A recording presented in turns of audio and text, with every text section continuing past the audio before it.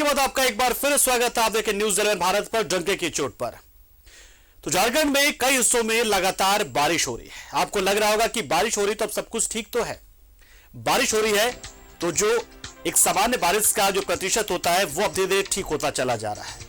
जो वर्षापात है, जो वर्षापात कही जाती है, वर्षापात जो है अब जो काफी बेहतर हो चुकी है और ये घटकर वर्षापात जो है वो घट गया है। लेकिन सच्चाई यही है कि बारिश तब हुई है जब सब कुछ खत्म हो चुका है। यानी कुछ भी होकर अगर बारिश हुई तो क्या बारिश हुई? जब बोनी करनी थी, जब रोपाई होनी थी, तब तो उस वक्त बारिश हुई नहीं। और इसी को लेकर झारखंड में सुखाड़ के हालात पर अब सरकार 12 सितंबर के बाद कोई फैसला ले सकती है। आपदा प्रबंधन प्राधिकार की बैठक में सीएम हेमंत सोरेन ने सुखाड़ की स्थिति की समीक्षा की। साथ अधिकारियों को ग्राउंड जीरो पर जाकर स्थिति की समीक्षा करने का निर्देश दिया। साथ ही दूसरे राज्यों से की स्थिति से भी तुलना करने के निर्देश दिए, जिसके बाद यह फैसला लिया गया है कि 12 सितंबर को आपदा प्रबंधन प्राधिकार की एक और बैठक होगी, जिसमें यह फैसला लिया जाएगा कि केंद्र को सुखाड़ को लेकर कितने प्रखंडों का प्रस्ताव भेजा जाएगा। हालांकि राज्य के ज्यादातर जिलों में 50% से कम बारिश हुई है, लेकिन गढ़वा, पलामू, पाकुड़ और साहिबगंज में स्थिति ज्यादा खराब है। कृषि निदेशक ने कहा है कि 200 से ज्यादा प्रखंड सूखे की चपेट में हैं।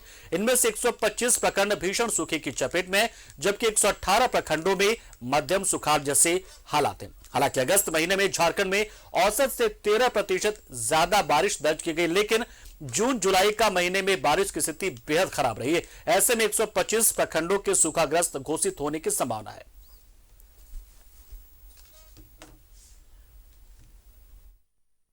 डिस्ट्रिक्ट एडमिनिस्ट्रेशन से जो हमने कंटीजेंसी एक्शन प्लान बनाया है, बीजों पे हमें क्या सब्सिडी देना चाहिए और उसको कैसे इन्हांस करना चाहिए, इन सब चीज़ों को लेकर एक रोड मैप तैयार किया गया। बंगाल है, उड़ीसा है, बिहार है, यूपी है, कुछ जो स्टेट ऐसे हैं उनका भी रिव्यू कीजिए कि वो जहाँ जहाँ सुखाड़ है वहाँ वो किस मैकेनिज्म का इस्तेमाल कर रहे हैं और क्या कर रहे हैं, और साथ साथ जो है किस तरीके से हम अपने जो किसान हैं, मजदूर हैं, उनका पलायन कैसे रोकें और उनको क्या हम राहत दें और किस तरीके से उनको हम अपने ग्रामीण अंचल में रोजगार से जोड़ें।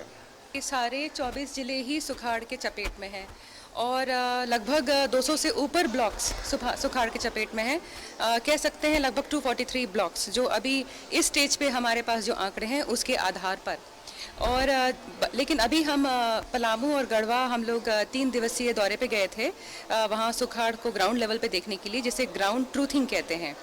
तो ग्राउंड ट्रूथिंग के बाद हमने पाया कि जो नंबर ऑफ ब्लॉक्स जो भीषण सुखाड़ की चपेट में दिख रहे थे वो और ज़्यादा है, मतलब स्थिति और ज़्यादा गंभीर है।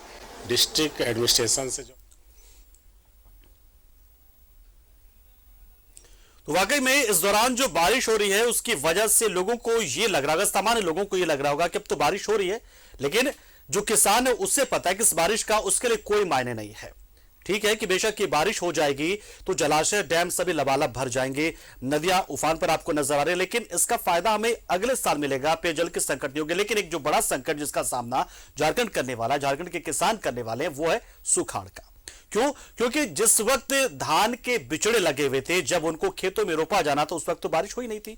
और इसलिए सबसे बड़ी चिंता इस वक्त सरकार के लिए कि किस तरीके से वो सूखाग्रस्त घोषित करे, किन किन पैरामीटर्स पर, किस तरीके से, क्योंकि पैरामीटर्स होता है, उन्हीं पैरामीटर्स के आधार पर तय होता है। और इसलिए एक बहुत ही महत्वपूर्ण बैठक आपदा प्रबंधन विभाग की हुई है, जिसमें तय किया गया कि 12 सितंबर को फिर से बैठक होगी। हमारे साथ हमारे सहयोगी शहनवाज जुड़ चुके हैं, उन्हें से जानते हैं। शहनवाज, जो बारिश को लेकर जो बातें हो रही थी कि इस बार अच्छी बारिश होगी, लेकिन बारिश हुई नहीं, बारिश ने मुंह मोड़ लिया झारखंड से। और खासतौर से जो कुछ जिले की बात कर ले तो ज्यादातर जिले, 13 जिलों के आसपास में 50% से कम बारिश हुई है। इस बैठक में किस तरीके से क्या निर्णय लिया जा रहा है जो कि 12 तारीख को इसको इंप्लीमेंट किया जाएगा या कि प्रस्ताव तैयार किया जाएगा?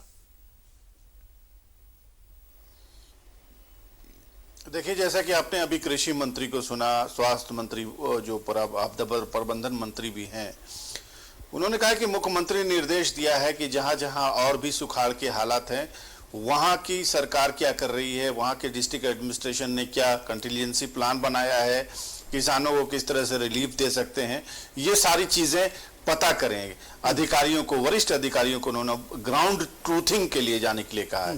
ग्राउंड ट्रूथिंग यह है कि जमीनी सच्चाई जानिए, जाके खेतों में जाइए, किसानों से मिलिए और जाकर के सच्चाई का पता लगाइए और सरकार को रिपोर्ट कीजिए। अभी अभी आपने कृषि निदेशक को भी सुना जो पलामू और गढ़वा ग्राउंड ट्रूथिंग से लौटी हैं, कल ही लौटी हैं। उन्होंने जो स्थिति बताई है उनके मुताबिक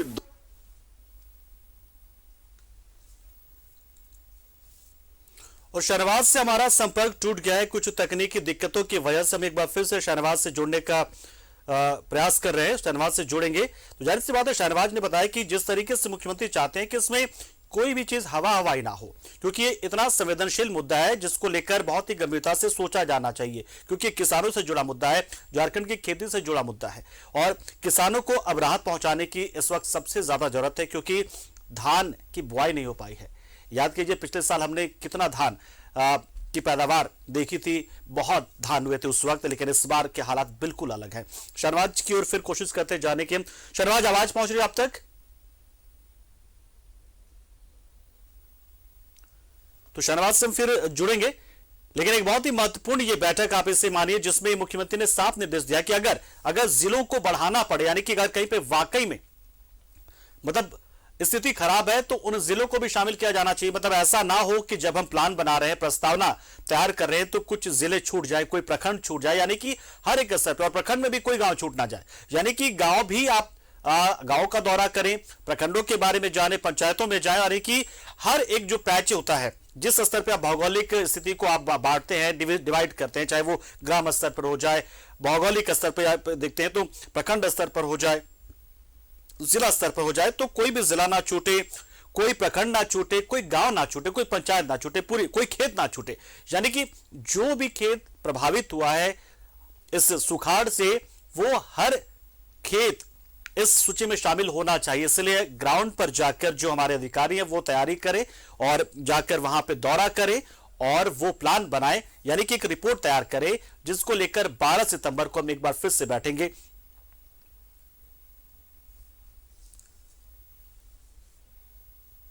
तो यही बहुत ही महत्वपूर्ण बैठक आप इसे कह सकते हैं, क्योंकि झारखंड में बहुत से ऐसे जिले हैं जहां पर बारिश काफी कम है। 125 प्रखंड तो ऐसे जहां पर भीषण सूखा जैसी स्थिति, 118 प्रखंड ऐसे हैं जहां पर मध्यम सुखाड़ जैसे हालात है। तो अधिकारियों को इसलिए ग्राउंड जीरो पर जाने का निर्देश मुख्यमंत्री ने दिया है। सुखाड़ की स्थिति की समीक्षा के निर्देश दिए हैं कि सुखाड़ को लेकर अगर प्रस्ताव तैयार करें तो वो सामान्य ना हो, बल्कि एकदम स्पेसिफिक हो।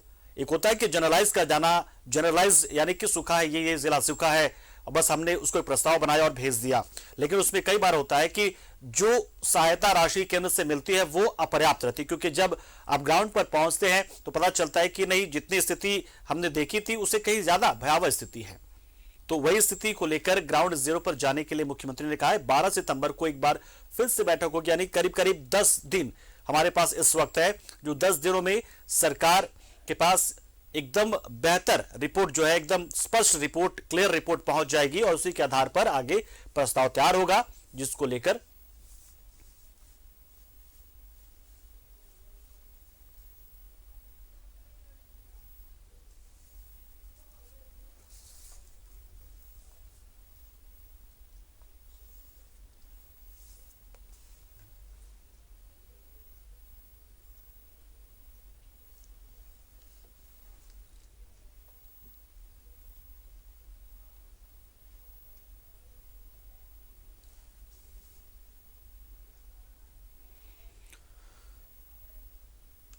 तो 12 सितंबर के बाद सुखाड़ पर कोई फैसला आ सकता है और उस फैसले के आधार पर एक प्रस्ताव तैयार होगा। प्रस्ताव को भेजा जाएगा केंद्र को और उसके बाद वहां से सहायता राशि मिलेगी। इंतजार इसी बात का है और इसलिए ग्राउंड जीरो पर जाकर असली हालात की जानकारी लेने का निर्देश खासतौर से मुख्यमंत्री ने दिया है। यहां पर फिलहाल